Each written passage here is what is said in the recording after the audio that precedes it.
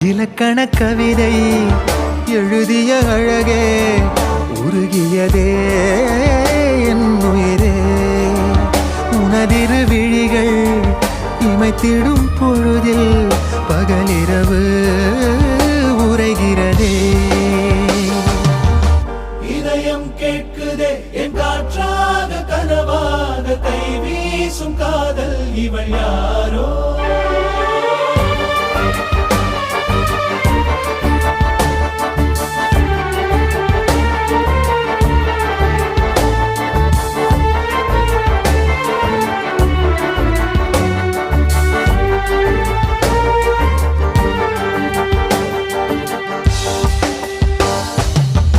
தேவதையின் விழியில் விழா காணும் பொன்வானம் அழைக்குது அருகில்